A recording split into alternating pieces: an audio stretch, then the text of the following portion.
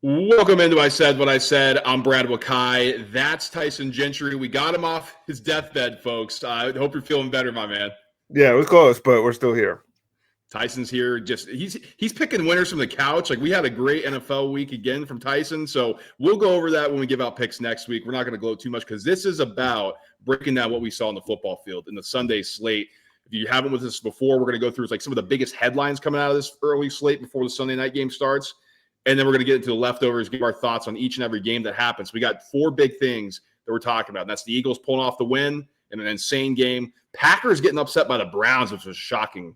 Caleb Williams having a career best day. And then we got to talk about CJ Stroud and the Texans having major issues. So those are our four big ones. But Tyson, before we got on here, we were talking about, week 3 is always like the weird week when, everything's like having pulse on the NFL and something crazy happens. And it felt like that's what it was this week. Yeah, we got tape, man. They get to figure each other out. 2 is bigger than 1 for a sample size, but this week was genuinely insane. You didn't put on tape that 5 field goals were going to be blocked in the early window games, or 8 defensive touchdowns were going to be scored. Dude, it was a nuts day, and it was horrible football for like a long time, and then it was electric. Oh, man. And that's just classic NFL, right? Like, because a bunch of people are like, man, this is kind of boring. Not a lot of stuff has happened. And then you close out that early window and you're like, what is going on? It was just classic NFL. Dude, the Panthers 30 bombed, shut out a division rival, got the quarterback bench. And that's like the 5th biggest thing that happened today. And so, we're not even leading the show with that. No. It's nuts. So let's get into it because we have a lot to unpack. And so let's start right here. It's the Eagles pulling off the wild win over the Rams. They win 33-26 on a blocked field goal return touchdown by Jordan Davis. I mean, this game, the Rams were in control the entire time. They should have blown the Eagles out. I mean, they settled in the red zone.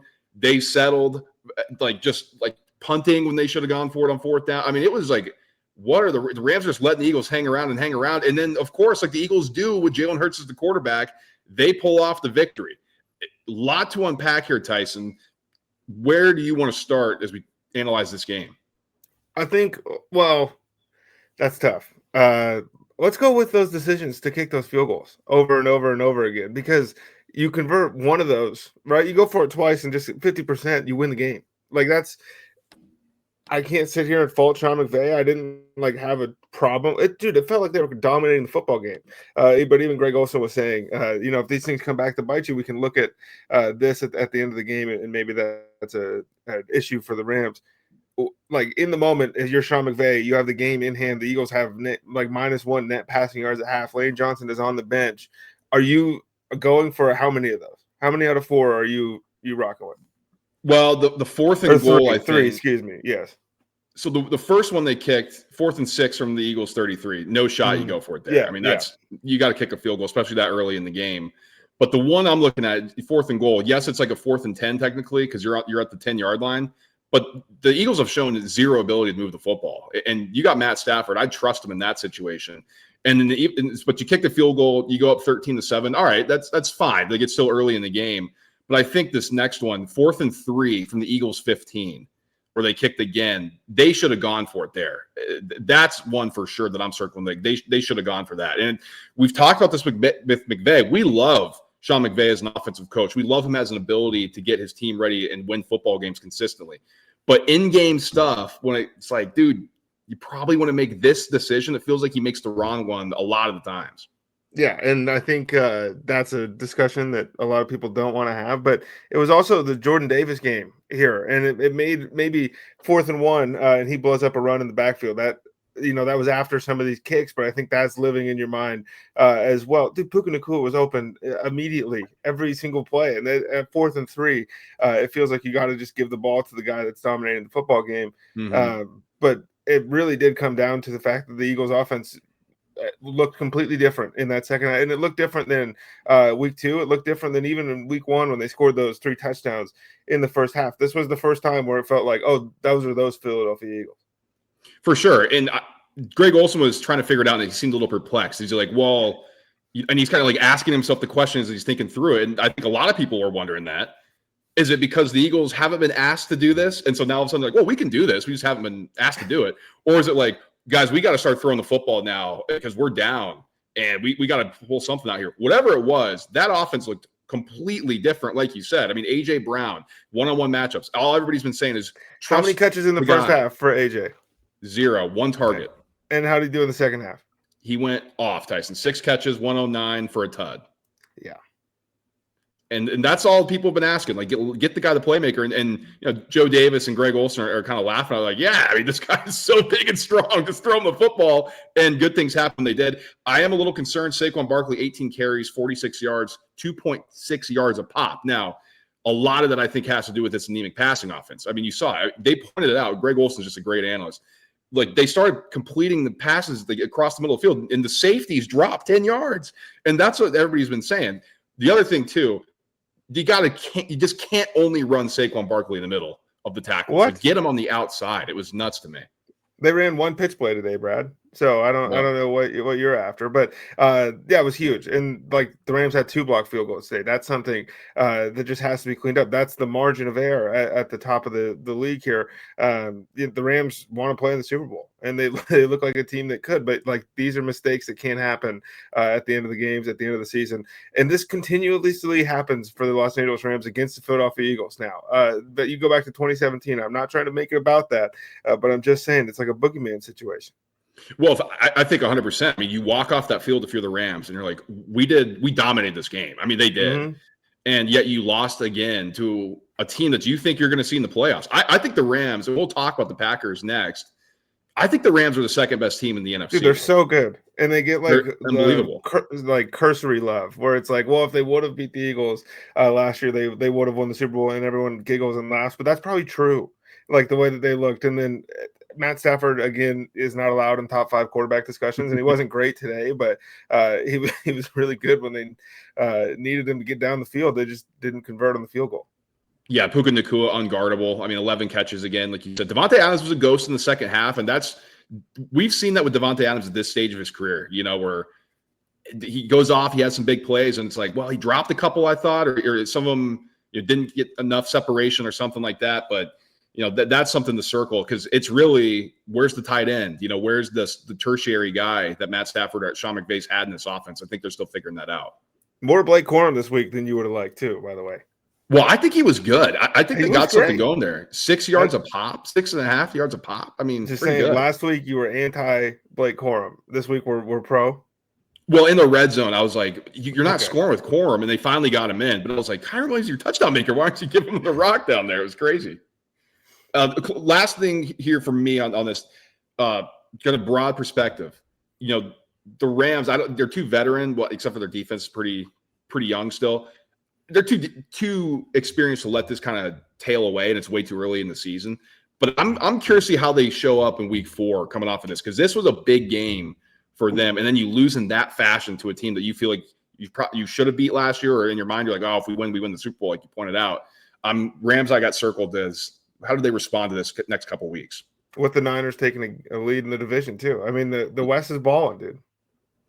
Let's move into the Packers. They get upset by the Browns. Shocking result here. And a lot of people are saying, you know, Packers, they're going to win the Super Bowl. I mean, that was like 2 weeks. So Packers are the best team. They're going to win the Super Bowl. And that's what we do when we talk about the NFL, is just like, oh, does something just happen immediately? Like, we're going to make our judgment here.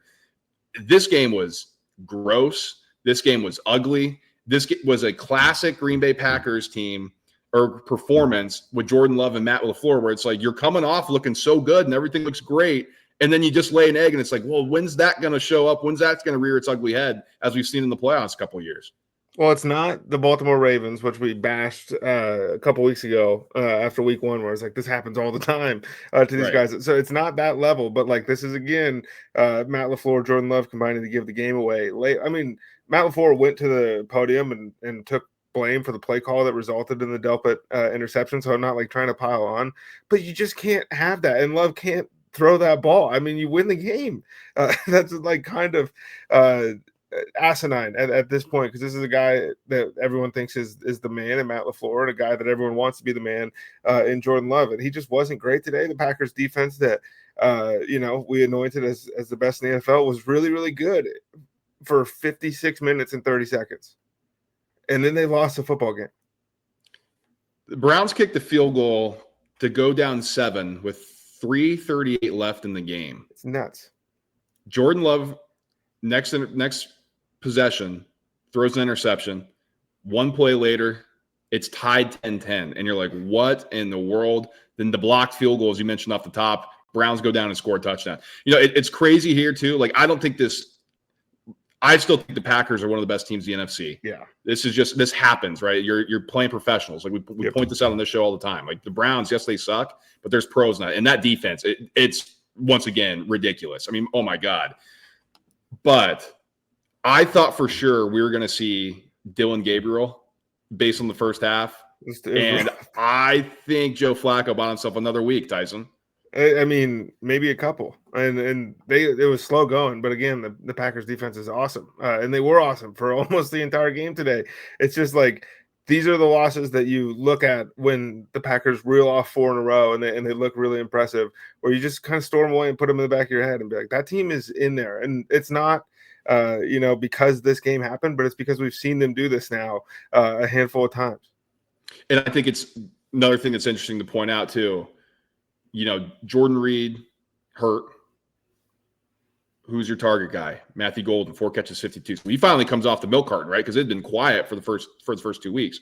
But then Josh Jacobs, that's your next leading receiver. I mean, Tucker Kraft has a monster day in week 2. Now, I know he had like that weird knee injury thing, so you're wondering how much he was affected. But 3 catches, 29.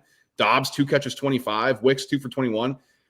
We always talk about this with the Packers. Yes, it's nice to spread things out, but when you're in this game, like you need a Puka Nacua, like you need an A.J. Brown. You need somebody that can win those matchups and get you the first downs and get you to move the sticks, to keep possession alive, and they just are lacking that guy. And it's been that way, and it's attack by committee. And last week when it worked, it was like we have 5. What did Tucker Kraft say? It's a 5-headed dragon or whatever of pass catchers. And it's like, that's great when you're playing a 95-year-old on average Washington Commanders defense. But like the Browns are flying around and nobody's open. Last thing for me here, I mean, I don't know how good of a result. I mean, for the Browns, this is great because you win, and you're not going to go winless. Jenkins looked awesome. I think that's a good takeaway for them. That's my big one. I mean, 18 for 94, a touchdown, 5 yards a pop, Tyson, on this defense that was snuffing everybody out. And he's been practicing for like 10 days. He's going to be, I think he could be real special. So another guy, man, I never sold my stock. Caleb Williams, career best day against the Dallas defense. You were close. I was getting there. Like that. Dude, it was on the market. Like there's a showing next week. You can't hide from any of this. You can cancel it, but it was on the market. No, it wasn't on the market. I called a realtor just to see what potentially we could get. Just gauging the market a little bit. But I still had the property on Caleb Williams Island, and I'm glad I did because this was the best he's looked. I mean, yes, he's missing throws. Tyson, everybody points out, like, oh, well, Caleb misses. Does anybody watch Patrick Mahomes? Josh Allen, Lamar Jackson. These guys miss throws a lot. It's called playing quarterback in the NFL, like you're just going to miss throws. Now, the thing for Caleb, and we talked about this before, it's limiting those mistakes. Instead of the 10-yard overthrows where you're throwing it right to the safety, it's a little bit behind them, but the receiver can try to make a play on it. And I thought he did that very well in this game. And then the explosive plays, you see the arm strength, man. I mean, he's making throws that Josh Allen, Justin Herbert, like who else has got that type of arm? I mean, the flea flicker, that ball just kept going 65 in the air. I was expecting to be a little underthrown, just on the dot. And then that one he had ridiculous, like turning around off his back foot, just rifled it on that little out route. I was like, dude, this guy's arm. And that's a positive sign for the Bears going forward. Yes, we finally got the good. It's been like hints of good in the first couple of weeks. Like there's been moments, but this was a sustained game of good Caleb Williams, and that's what it can look like. And Dallas's defense is not tricking anybody into thinking like they're a top 5 unit in the league or anything, but the Bears offense hasn't necessarily looked like world beaters so far. And then this week they looked great, and it was spread around. Like there was 3 catches for Luther Burden, 3 catches for Roma Dunze. Like Komet got one, Swift got a couple. Loveland got in the game. Loveland got to play. Colson Loveland, top 10 pick, gets to touch the football. Fantastic for the Bears. But there was a moment in time in this game where they ran the ball 9 or 10 plays in a row. And the game was in hand, but that's something that I think if you're a Bears fan, you're absolutely pumped about, because like you're moving the ball, you're getting first downs, just handing the ball off to Kyle Monangai. And that's something that it didn't look like they were going to be able to do against the Minnesota Vikings in week 1 when everybody had eyes on them. They didn't look like they were going to be able to do it against Detroit either. And I think that's a huge takeaway. That makes things easier. But yes, this is far and away the best game that Caleb Williams has ever played in his professional career. Yeah, and I think the rushing thing is still something to keep an eye on. Swift, 13 carries, 33 yards, 2.5.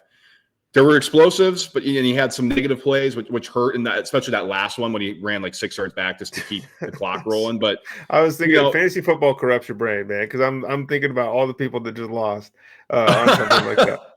I'm sure there were a few people that were upset by that. But if you can, like you saying, if you can balance the passing attack, which was electric for the Bears today, with a sustainable enough of a run game where you can take a 3-yard chunk play, where you can run off for 5, you can shorten the sticks a little bit for your quarterback. That's the positive. Nobody's expecting this thing to look like the Ravens or James Cook. You just don't have that guy in the room for the Bears, but you just want to make things easier for Caleb Williams. I thought they did that today. It was super creative from Ben Johnson.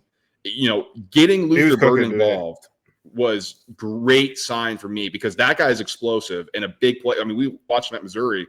Just get him out there in one-on-ones and running, and then it opened everything up underneath. So great day for the Bears. For Dallas, it's the CeeDee Lamb thing. I think it starts and ends there. Dak wasn't like fantastic. One of the interceptions, was just a great play. So I don't think you're chalking that one up to Dak Prescott. But Jake Ferguson, 13 catches, fantastic. They were able to pound the football all day too. Like, they were running the ball well. It's just the game got out of hand. But the real story is and will be like what CeeDee Lamb looking like with that ankle injury. That the photo going around is pretty nasty, brother.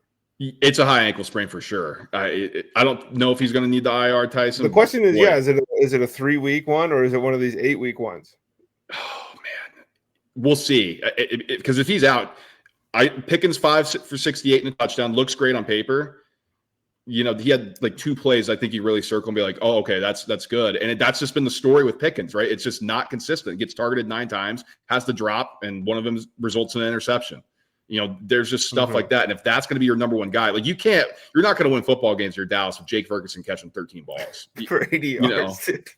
Like 6.3 a pop. Like, yeah, it's nice and can move things, but you're just not going to win football games that way. And so I agree with you. The big storyline coming out of here is what CeeDee Lamb's health look like. CJ Stroud and the Texans, Tyson, they have major issues. 0-3. This is a division favorite. This is a guy that people anointed after his rookie season, and I thought he was awesome his rookie season. I think everybody did. It was one of the best we've ever seen for a quarterback in the NFL, a rookie quarterback in the NFL, and it has not been good the last 2 years. Right. And I think really the demarcating line is when he was trying to sun Caleb Williams. Like, people keep pointing to that, and it actually has been pretty bad since that point for CJ Stroud. Now, all his defenders are going to say this offensive line stinks, and that is true. And the play calling, I don't think, is very good either, Tyson. But, if you're the quarterback and you're getting pressured, you can't look for the 50-yard bomb. You got to start looking for quick stuff, and he holds the ball for forever, and he's getting sacked a ton, and his own fault at times. Like, I'm not saying it's not on the offensive line at all. I think it's horrible there, but there needs to be some give and take. Yeah, he holds the ball for a while on some of these, and the play calling looks bad again. The offensive line sucks, but dude, like, this Houston Texans defense is awesome. And like, if you're gonna have a defense that can hold teams consistently to like under 3 touchdowns, like that's what it looks like for this Houston Texans team so far this season. And you're not able to really even sniff the end zone. And like Nico Collins' 50-yard bomb, that's awesome, but those don't grow on trees. They used to in Houston, but they don't anymore. Brad, this is where I'm at with the Houston Texans. We will no longer come on the show and lead a show with them being bad, with CJ Stroud looking bad, because this is just kind of what we've gotten for a while. And I was back in after he won the playoff game a year ago, and I was like, okay, look, it was a year 2 thing. Coordinators were schemed against this offense. It's fine. They ended up winning a playoff game. That's all you can ask for. But it looks like the same thing that we were complaining about a year ago. New coordinator, new players on the outside, all of this stuff. The one constant seems to be CJ Stroud. So I'm not going to sit here and act surprised if they don't look good in week 4, 5, 6, 7, 8. That's fair. So we're going to stamp that right now. This is what we're expecting going forward from CJ Stroud, because that's what we've gotten for the better part of 2 years. And if that's the reality, that's a scary place to be if you're the Texans, I think, because this was supposed to be your franchise QB. And I'm not saying he's not, and I'm not saying he can't get any better, but 2 picks, 1 horrendous when you're going down and you can take the lead or tie the game, I should say. And you got a gift from Trevor Lawrence on the other side to even get to that Nico Collins bomb. 25 of 38 to 204, 5.4 yards. Check down, nothing big across the middle. Like it is. It's a struggle for this offense. And it's not all the play callers. It's not all the play designers. At some point, the quarterback's got to be special. We just haven't seen it for a long time in Houston. No, and then they couldn't really run the ball. They kind of didn't want to today. Like, I think it was under 20 carries, but Nick Chubb was 40 yards and Woody Barks was 25 yards and CJ scrambled a couple times. But yeah, I still think that player's in there. Like, I'm not selling my stock on CJ Stroud, but I don't think, it's fine to just like call a spade sometimes. We've been doing it with Trevor Lawrence and this Jaguars team for 4 years. You know what I mean? And like, that's what CJ Stroud looks like right now. And so, yes, the Jaguars won the game. But, Brad, I got a bunch of questions about that offense still, too. Like, This was not impressive, and I just said Houston's defense is awesome. But Trevor Lawrence is, like, been in the league too long to make that throw, to throw that pick, to almost lose the game. And CJ Stroud gives it right back, so it doesn't end up mattering. But we thought we were going to get one thing from Liam Cohen in this offense, and, like, it looks slow to start and hard to get going. Yeah, it's not been 20 of 40, 222, no touchdowns, a pick. Brian Thomas Jr., 6 targets, just 2 catches. Those two aren't on the same page. But I got to shout out my guy here, Brenton Strange, 6 for 61. Come on. There we go. And Parker Washington, another Penn Stater, 4 for 34. Yes. Now, he got targeted 11 times, only caught the ball 4 times. So that's a little concerning. I think one of them resulted in a pick. So, we'll take some good with the bad here. But, yeah, this offense, not good for the Jags. And I think the only thing you point to is say, hey, they're 2-1. I mean, they're still in the divisional race, and this does not look good. So you hope that things are looking up, but we just have too many questions about the Jags right now, especially with the guy who's quarterbacking them. Brad, what is the plan with Travis Hunter 3 weeks in? I have no idea. Seen? I don't. I have no do they know? That's the problem. I don't think so. And they won the game, and we're not going to hate on them for winning the game. And they're staying afloat in a division where the Colts seem to be trying to run away with this thing. But you traded up and you took the guy at 2, and it's like, what's the plan? Because we're 3 weeks in, 21 yards, and it was cool after the catch and all that stuff. But on the defensive side of the ball, he was fine. Like, Nico Collins beat him pretty handily on 1 rep, but like, that's going to happen. That's Nico Collins, and that's probably going to go viral.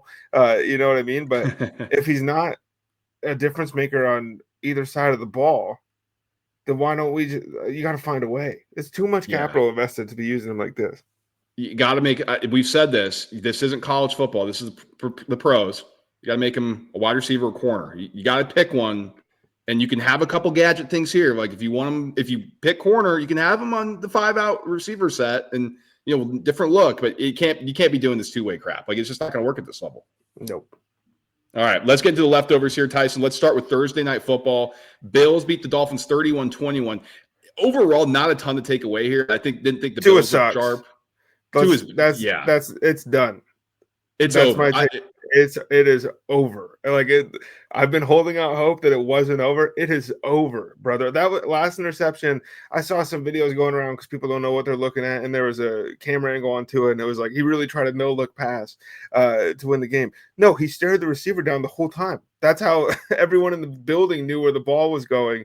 To throw that pick there is just it's over. As they were moving the football, as the offense was looking the best it had, and it's just that's a backbreaker. And everybody who points to interceptions, like, they're just bad. Like, not all interceptions are created equally. Yep. Like, it's okay to throw some interceptions because it means you're being aggressive, and to win in this league, you got to be aggressive. But those types of interceptions cannot happen, and they happen way too often with this guy. And you pointed out with Trevor Lawrence, he's been in the league too long to make those mistakes. And you got paid. The Dolphins actually showed fight, and I don't know if because it was prime time, they didn't want to get embarrassed on prime time, Tyson. So I think that bodes well for maybe like, hey, the locker room's not completely lost under Mike McDaniel. We'll see how they look on Sunday, though. This is a backbreaker, and things got to change. I mean, I think McDaniel's getting fired. I already predicted that. I think Tua's going to get benched, and we're going to either see Zach Wilson or we're going to see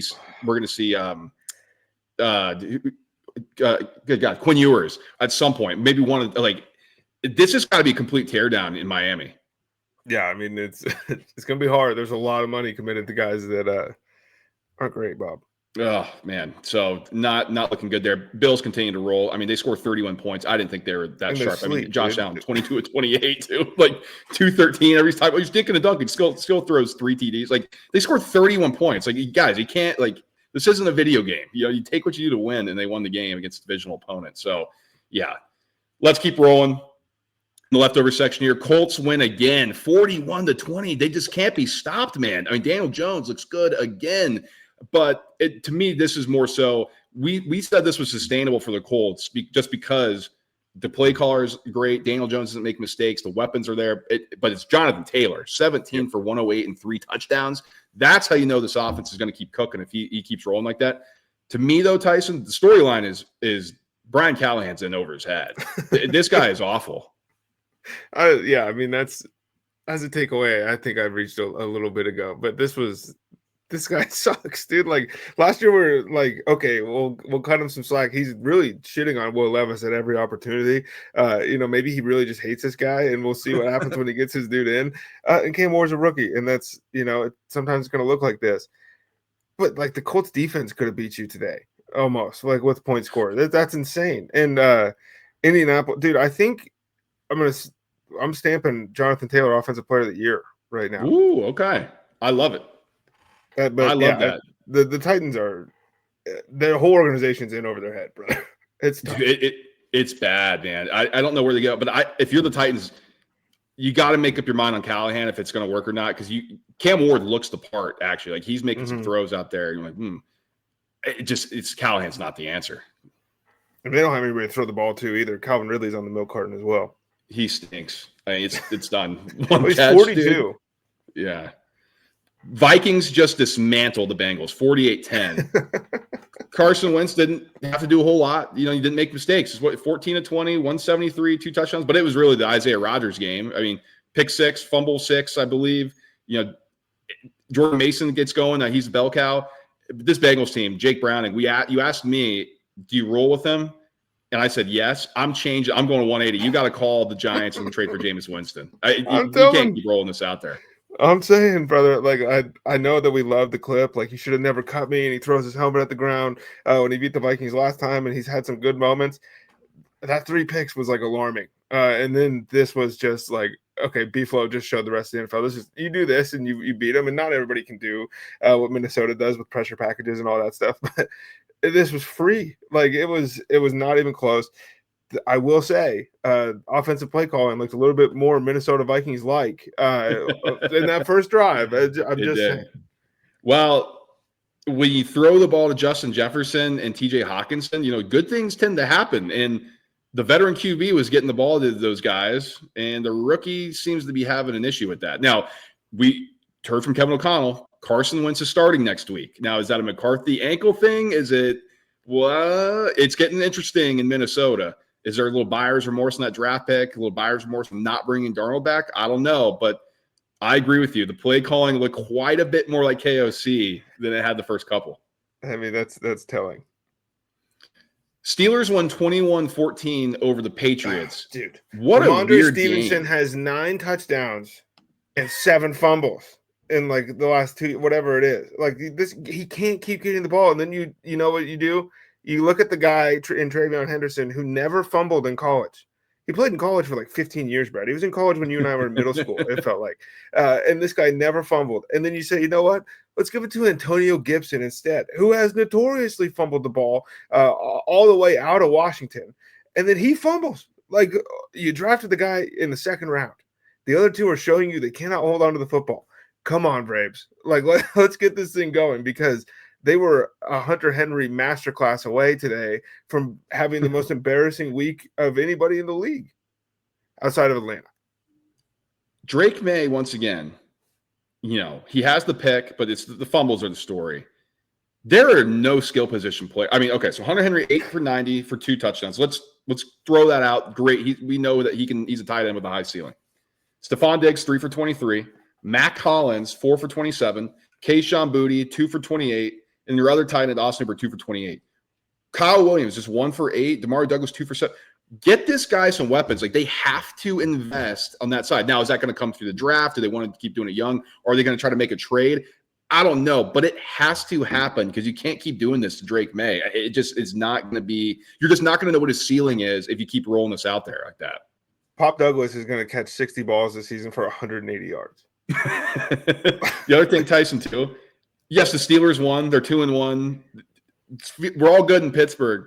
You force 5 turnovers and only score the ball. You only score 21 points. That's not good. Aaron Rodgers, whatever. 16-23, 139. He has the pick. He has 2 touchdowns. Fine. The biggest concern I have, Jaylen Warren, 18 carries, 47 yards. These guys are throwing a parade. The fact that Najee Harris was gone and Jaylen Warren's taken over. You're gonna beat that drum. I'm beating this, man. It's just insane. Like Kenneth Gainwell in short yard situations. He's the one who gets the ball and he scores a touchdown. He's the one who looks like he has juice, 4 yards a pop. I mean, I'm curious to see where that goes because we know Mike Tomlin, he can get a little stubborn with his guys when it comes to the running game and stuff, but man, it just can't keep looking like this in the running game for the Steelers. Let Caleb Johnson try. Not even don't let him cook, don't let him eat, none of that stuff. Let him try because this is bad. He's in the doghouse, so he's probably not going to return kicks. He might never play again. Like, this is going to be Brandon Ayuk on steroids.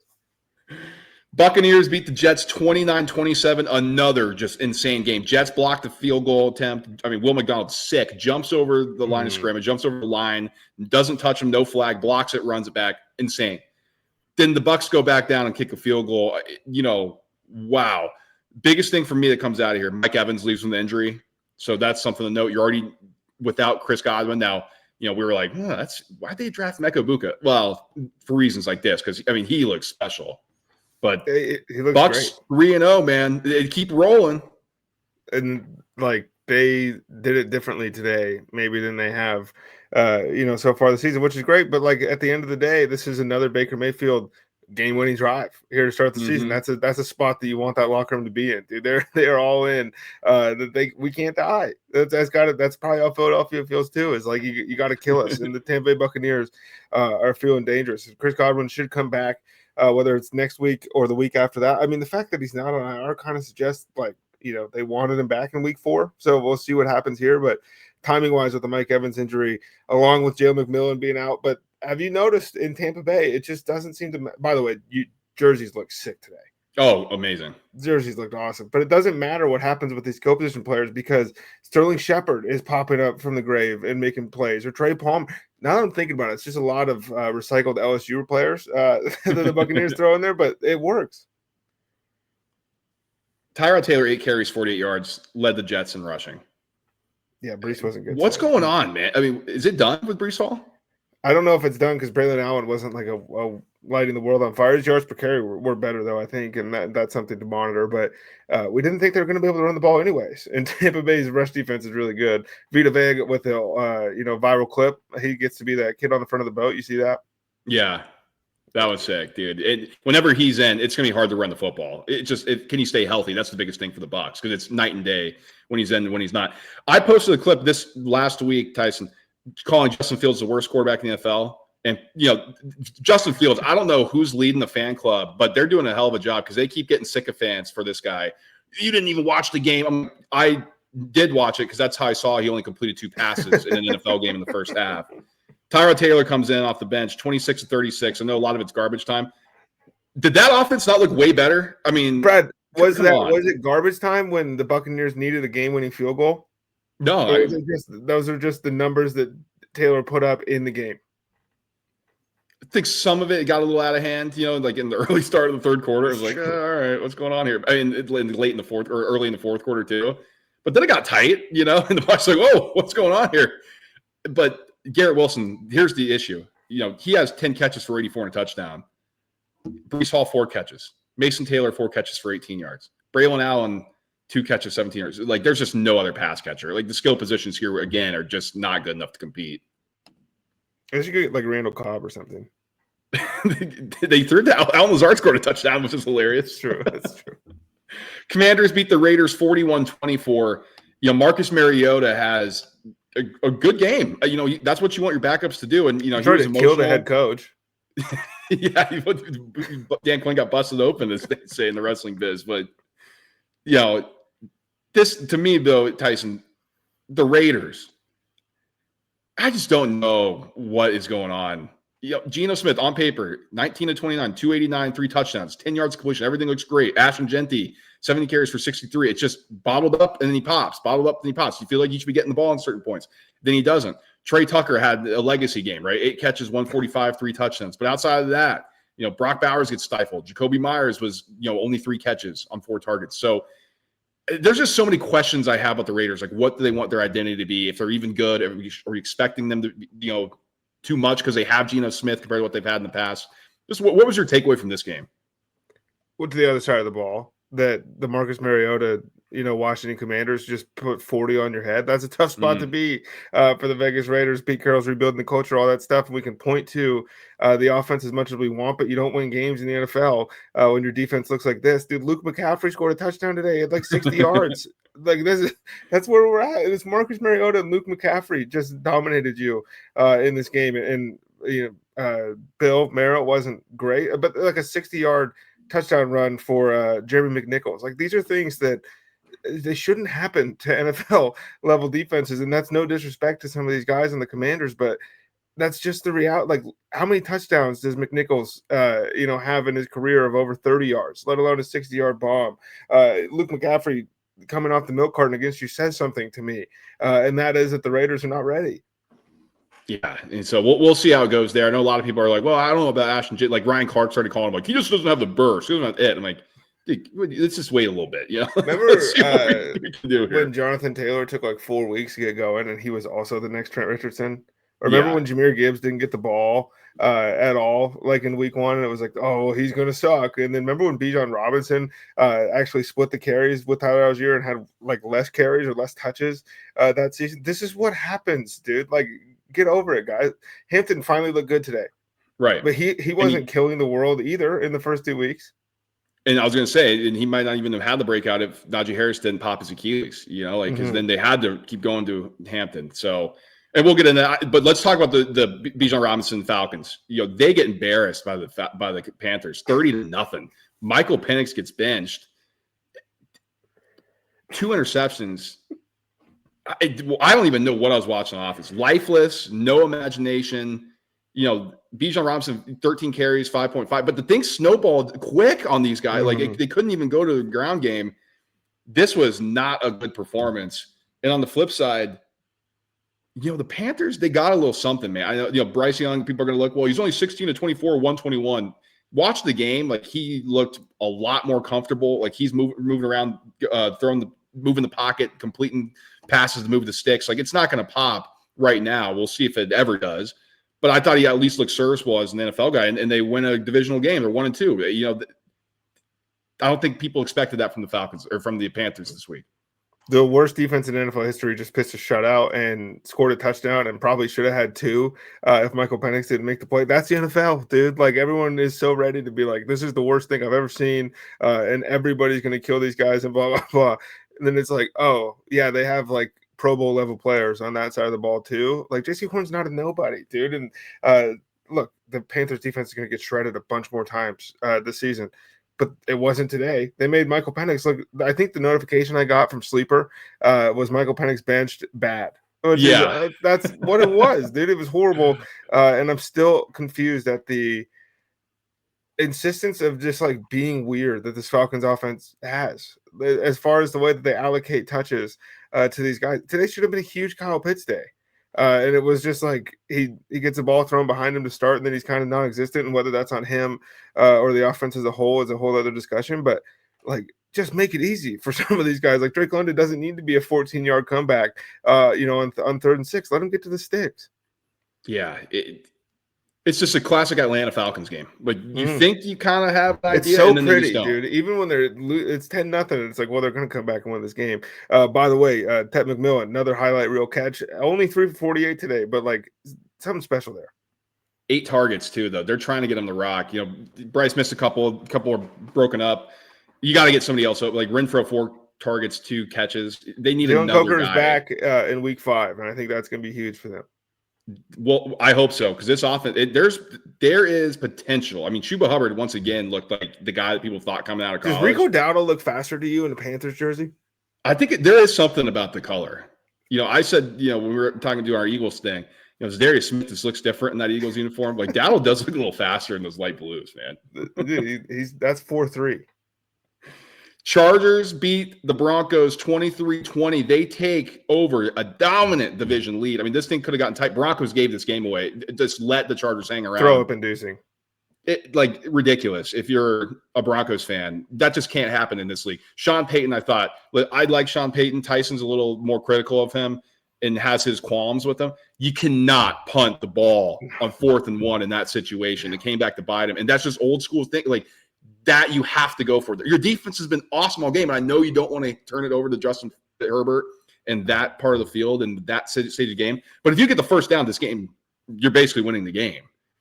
And I'm curious. I didn't pull up the computer bots or the decision bots that a bunch of people go around with the analytics and percentage and what that gives you for winning a game or not. But it had to be staggering for the decision to go or not, or the punt. What do you think of Bo Nix? That's what I want to get your thoughts on here too. Can't miss that one to Courtland Sutton at the end of the game. Like that's really tough. And that was, Sutton is one step faster maybe, and that's a completion in stride and all that stuff. But like you've been playing with Courtland Sutton for a while, he's got 5, 6, 7, 8 yards of space on either side of him. That ball's got to hit him, and they have to win the game. But that's the Denver Broncos. That's the punt that you're talking about. I'm waiting for the surrender index to load up with the cowardly punt ranking, because that's going to be like 99 percentile all time. Because like the thing is if you get it, you probably win the game, and if you don't get it, then you probably get the ball back at the end instead of just losing the game without getting a chance to touch it. The offense looks a little stale, and you can say, well, Evan Ingram was out and that's why, but he hasn't gotten involved yet either. And like it was a J.K. Dobbins Superman effort to score that touchdown, and they probably would have got in the end zone on that drive anyways. But they've required some pretty massive haymaker. It doesn't look easy in Denver, and I think that's a problem. On the flip side, we've been saying Jim Harbaugh was going to build a monster in Los Angeles. Brad, is it ready to debut? Are you ready to trot out this Los Angeles Chargers as one of the better teams? Are they a top 3 team in the AFC through 3 weeks? Yes, top 3 in the AFC for sure. That's what you're looking for, because before the season, like outside of Chargers fans, I don't think anybody was saying these guys are going to win the Super Bowl. But like this looks like a team that could play in a conference championship game, which is the defense is flying around, man. Yeah, I mean, Jesse Minter's always been a really good defensive coordinator. He was great at Michigan. There's questions. It's not going to translate to this level. I always say, if you're really good at the college level on defense, you get these level athletes, like you're probably going to hit more often than not. And I think we're seeing that. Here's the thing that stands out for me.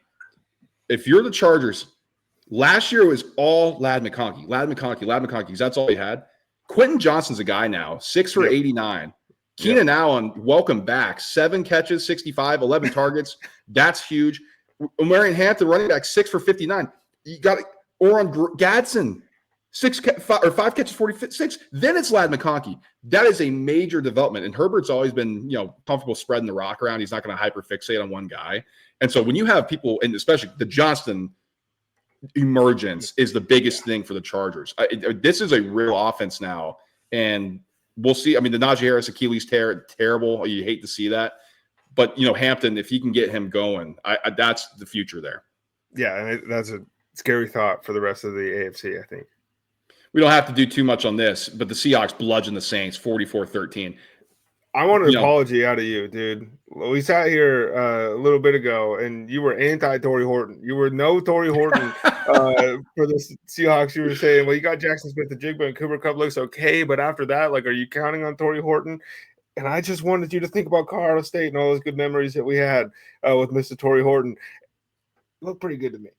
Yeah, it was great, man. I mean, huge day for the Seahawks. You come home, then you win the first one for the fans, at that place, which is always raucous. I mean, you scored 38, dude, in the first half. I mean, my goodness gracious. Saints, we knew they're going to be the worst team in the NFL. This is not going to help their rating. I don't know what the plan is. Spencer Rattler didn't throw a pick. They lost by 40, dude. I think there was at some point, one point in the first half, the yardage difference was like 8, and the Saints were down 35 points. So, Dude, and like not this good. is a cool thing for Seahawks fans because like we don't have to talk about that they couldn't run the ball again because Ken Walker just pounded 2 in the end zone and the game was over at the end of the first quarter essentially. But that's something maybe to monitor as they go on. I might have been wrong on the Seahawks team. I think it'd be fun if they were good. Darnold looked great today. JSN has arrived. I think he wants to. I'm a top 10 guy, maybe the top 5 guy by the end of this season. This looks like the dude from the Rose Bowl, brother. Yeah, we always thought that he was going to be really good. And Sam Darnold, he's doing it without KOC. But the thing with Darnold, it always looks good at the beginning of the season. Can it last? And we'll see. I mean, not a lot to take away from the Seahawks playing the Saints. I mean, the Saints legitimately, are they going to win a game? That's what you're hoping for. Maybe 2. I mean, it's the NFL. Everything's so parity driven now. But man, they look awful. They're bad. They're really bad. Let's close here. 49ers beat the Cardinals 16-15. Mac Jones does it again. Game-winning drive. Cardinals gave this one away, in my opinion. Yeah. Kind of a lot to unpack here, but I think the biggest thing is 49ers stay undefeated. They have not played their best. They're injury-riddled, and yet they are in first place in their division, and they're quietly winning football games and not drawing a bunch of the headlines. And the defense looks awesome. I think that's like the biggest takeaway here. If you're a 49ers fan, you were happy to get Big Bob back calling plays on the defensive side of the ball, but you didn't know how all these pieces were going to fit together. And they looked awesome. Mac Jones hurt himself today, which was, that's something to monitor. We finished the game, and it was pretty good. Dude, Ricky Pearsall was pretty good as well. But Kyler Murray stinks. I'm not doing it anymore. Like Marvin Harrison Jr. has to catch that ball. And look, I was a little lower on him coming out of college than everybody else, but I was still like, this is Marvin Harrison Jr. He's huge. He's a fantastic athlete. He's going to be awesome. This is not Maserati Marv, brother. Nope. Like, what does he do above average at this point in his NFL career? He can't catch the football. I was going to say, the one thing that you could point to in college was he has really good hands. And through his time in the NFL, now, again, things can change. We're not saying he sucks and he's never going to be good. What we've seen right now, and this is what we're evaluating, he does not do anything at an above average level. Can't separate at elite level. He has problems with drops. And 2 of them came back to haunt the Cardinals in a major way. I mean, the one where he's wide open, he tried to body catch it. Like, what in the world? There was nobody around him. And then you have to catch that ball in the end zone. Yeah. That's a touchdown. Yeah. Like, if you're you got to make those plays this level. And if he catches either of those balls, I think the Cardinals win the game. I mean, those were that big of that crucial moments. And it's always something with this Cardinals team. They can't get that one play, and there's multiple in this one. Kyler Murray had a chance to go down, win the football game for this Cardinals team after they got the safety in the end zone on a holding call.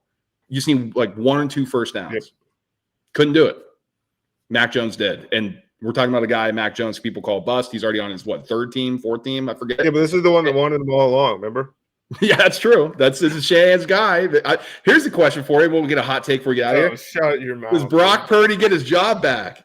Shut the at this point, we'll see. Yeah, dude, he's gonna get his job back. But James Conner going out, I think that's obviously huge for the Arizona Cardinals because DeMarcado dropping the ball too. Like you can't have that. And so I'm dunking on Kyler, and as I'm revisiting the game in my mind, he wasn't helped out very much by some of these guys today. McBride gets in the end zone. Like it turns out when you got a one-on-one with him down at the goal line, you just throw it to him. That's a good revelation for the Cardinals to have. But I think if you're the 49ers, you're pumped.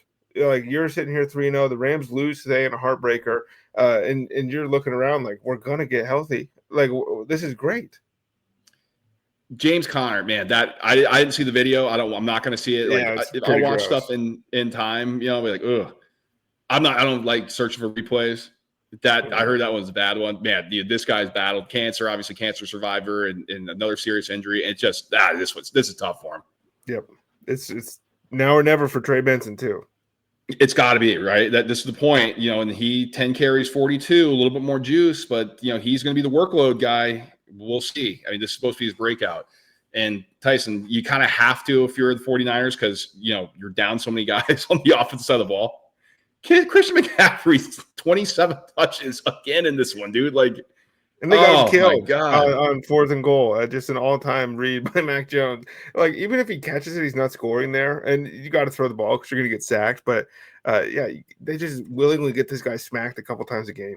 Jeez, man. It's just insane stuff. Okay. That's going to do it. Let's get out of here. Like, subscribe, and share the show. You guys know the drill by now. If you're watching on YouTube, smash the like button on the way out. We're going to be back breaking down what we see on Monday Night Football and Sunday Night Football. Give you our thoughts there. Then break down some other things that we got in the world of college football as we start really getting into conference play. I mean, I am pumped for this upcoming weekend. Tyson will preview that. We're going to react to what we saw. So subscribe so don't miss a single thing we do. Share it with a friend, with an enemy, with your coworker, coming in on Monday. Hey, I know you're out with your girlfriend or your boyfriend, whatever the hell you're doing, because it's fall season. You got to do all that crap. Share this with them and catch them up on the NFL Week 3 slate. We got you covered here. You can do that, or you can just, try to get them to convince their girlfriend or boyfriend to sit down and watch the games with them. This week could have turned somebody into an NFL fan. The first 45 minutes of the early games probably would have made them never want to watch again, but those last 15 were great. Yeah, for sure. And so we appreciate you guys listening. We'll be back next week. We'll talk to you when we talk to you. Till then, guys. Peace.